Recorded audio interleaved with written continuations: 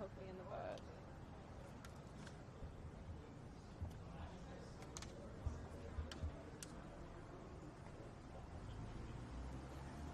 I hear him.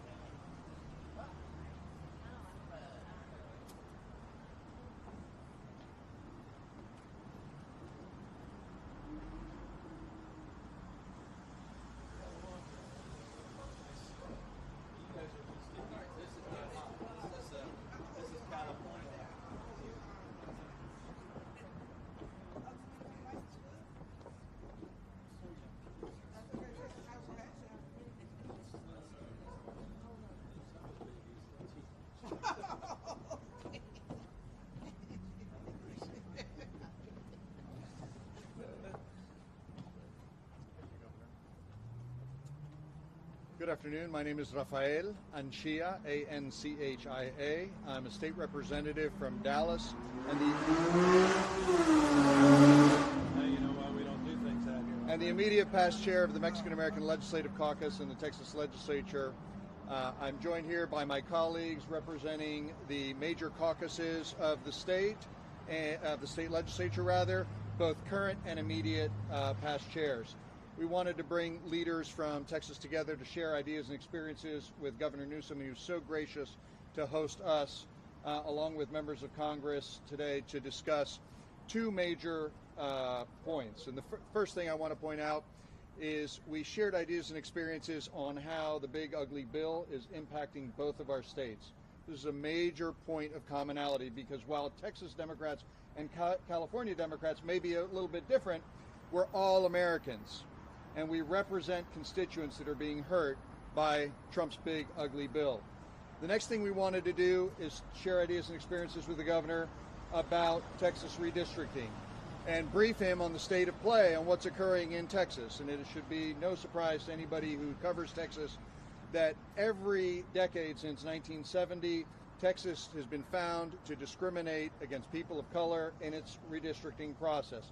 We wanted to share with the governor the history of that redistricting and bring him up to speed on Trump's effort to rig elections in the state of Texas and change the outcome on the backs of black and brown Texans who have accounted for 96% of all the growth in the state of Texas. Communities of color, I will repeat it again, have accounted for 96% of all the growth in the state of Texas, yet the Trump redistricting plan seeks to dismantle historic and important districts represented by African Americans and Latinos, where African and American and Latino communities have been able to elect the candidates of their choice historically. In trying to do this, it is going to cause great harm, not only to the people that we represent, to the voters of the state of Texas, but also potentially to all Americans.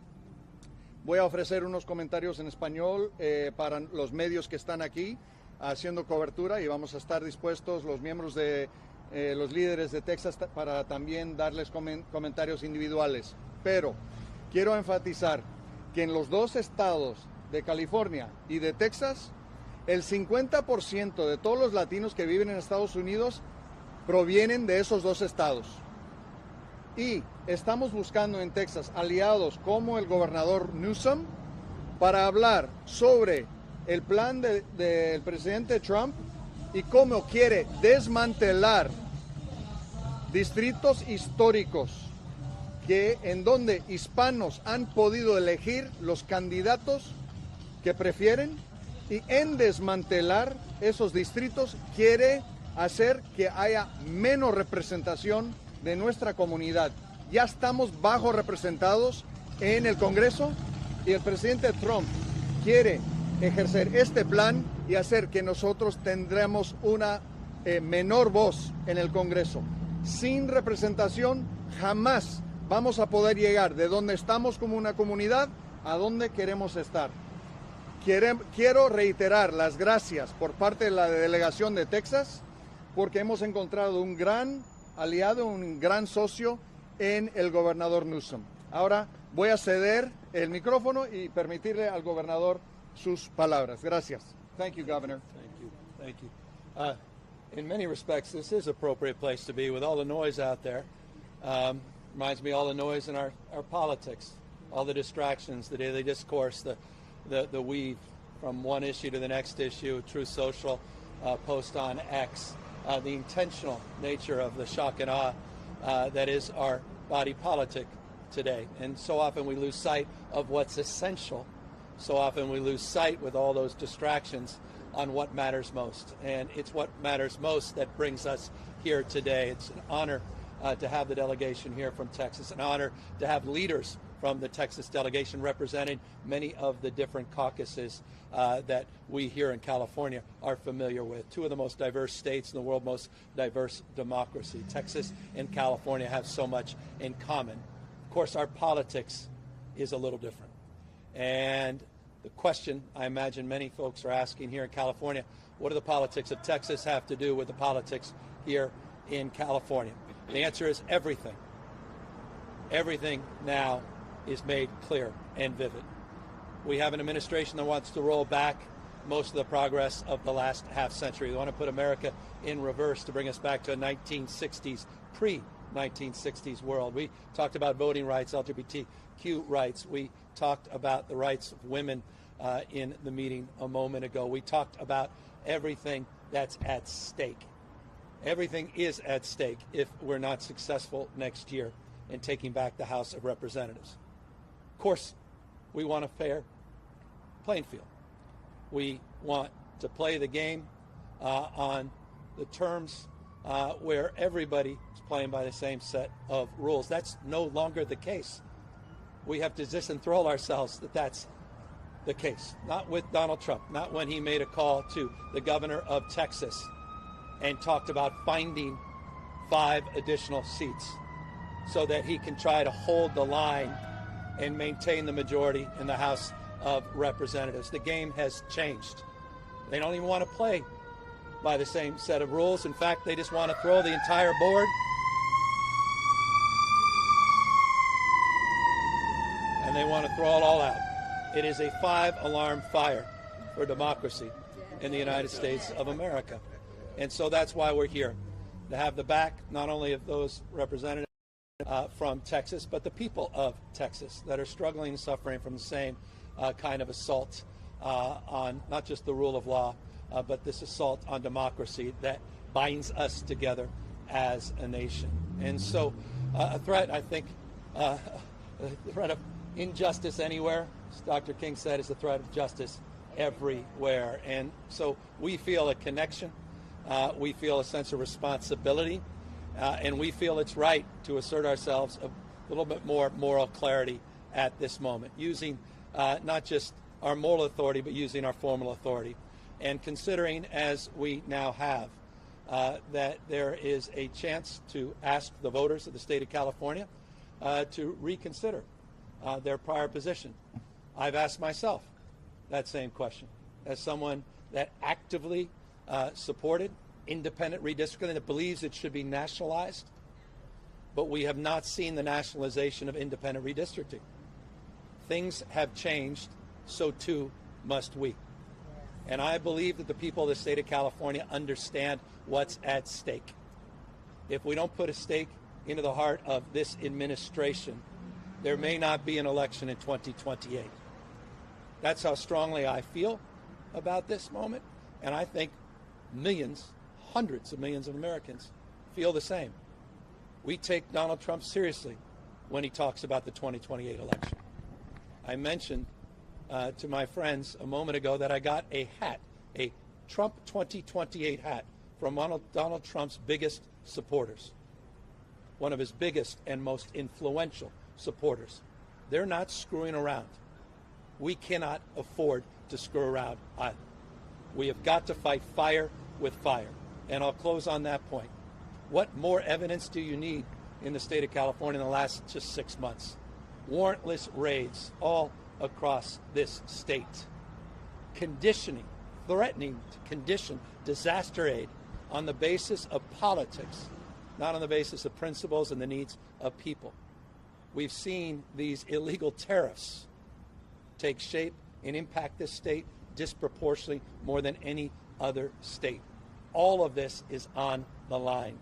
And so that's why we're here drawing not just new lines, but standing firm and trying to hold the line on democracy, our freedoms, our liberties, things that we can no longer take for granted. So I want to just thank all of you.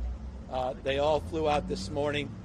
They recognized the stakes, and I'm very honored to have had this opportunity to dialogue, to compare notes, and to let the folks know in Texas, but also here in California, this is not an idle threat to our democracy. This is real, and we not only have the back Texans, but we may be back to the ballot here in California trying to right this wrong. Governor, that answer, happy to answer any questions. Governor, I just want to confirm, if Texas does not move forward with this effort, though, would need- California not either? We'd have no need to move forward. Okay. Yeah. There's two paths. We're kicking, it's the right question. We're two paths.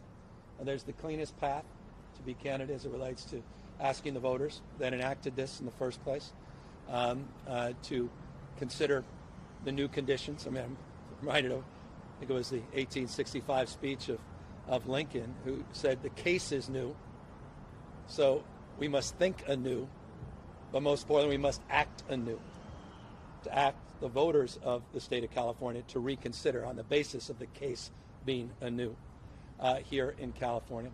But the legislature is kicking the tires, and we're working with the legislature on that alternative path as well. So we're in the process of a deliberative process, very intentional process of looking at different pathways and looking at different possibilities, but it is predicated on Texas moving forward. On that note, lawmakers have a question.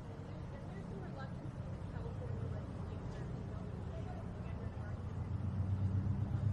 What is your message for them coming to a state like Texas where we've seen so much So our message is that we're going to let Californians figure out California. We're going to use every tool at our disposal in the state of Texas to confront this very illegal redistricting process that is going to be done on the backs of historic African American and Latino districts.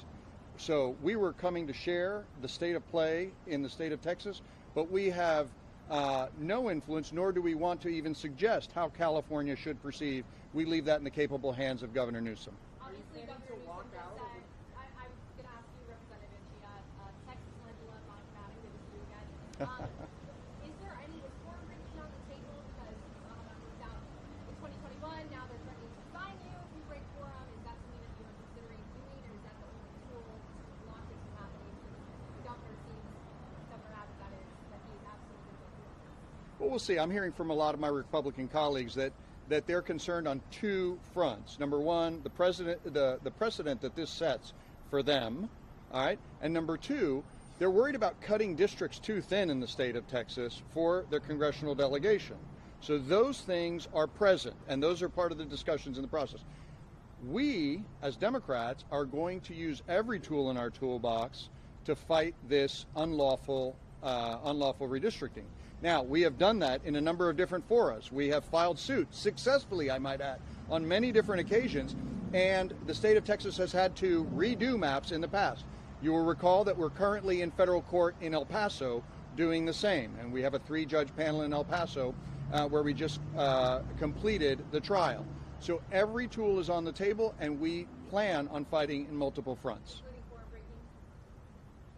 Governor, if you attempt to move forward with a redistricting effort in California, how many states are you hoping to gain, and can you talk about the timeline? Yeah, look, I can't answer that. We're just looking at the process. We're looking at different pathways to advance that process.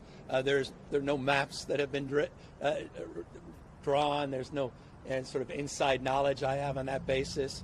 This is a fluid conversation that frankly came in reaction to the phone call from Donald Trump to Greg Abbott in Texas and the break the glass moment we're in.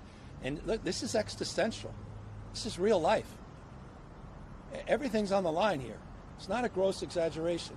I feel that in my bones. Again, how could I not, as someone who was an advocate for that independent redistricting years and years ago? This is a critical moment. And so, look, we're looking at 3 or 4 different pathways as it relates to the when and the how. And I say 3 or 4. It's not just the legislative pathway. It's which legislative pathway. It's not just direct democracy as it relates to a special election and a ballot, but it's what you put on the ballot and what's considered, what's not considered. So all of that is happening in a very fluid way. Last question. You talked about 2. So what are the other 3rd and 4th options that you've been kicking around? There's just component parts of each. What exactly are you putting forward? What are the options there? Are you putting out the maps? Are you creating a process that unfolds after? What's the exact question you're trying to answer? What are you trying to achieve? For how long a period are you trying to achieve it? There are many different questions that are being considered, and we're gaming all those things out. I just want folks to know we have been gaming them out. We are committed to this process. This is not a bluff. This is real, and it's made, trust me, more real after listening to these leaders today, how existential this is. Thank you, everyone. There seems to be someone holding a potential ballot measure right now that would combine a temporary overturning of the commission with voter ID and I think there's, I'm told, my understanding is there's multiple polls that are out there independent of this process, meaning our process directly. So I think a lot of people are asking that question. I don't know about anything as relates to IDs or anything like that, but there are a lot of different public polls being done. I imagine some of your organizations may be doing them as well. I have not had the privilege or opportunity to review any poll as it relates to this question yet, and I look forward to seeing where the public is based, and I'll end on this and let these guys get back home. The anecdotal response is off the charts. People understand what's at stake. There's clarity and understanding, and increasingly you're seeing that across the country. I want to thank their colleagues that also visited with other governors today, J.B. Pritzker among them. You have other governors that are also expressing not just private concern, now increasingly expressing public concern. They understand what's at stake if these guys rig the game. They play by a different set of rules. And we can sit back and act as if we have some moral superiority and watch this 249, almost 250-year experiment be washed away. We are not going to allow that to happen. We have agency. We can shape the future. And that's what this conversation today was all about. Thank you guys very, very much. Governor, so you don't know if your campaign is running that poll?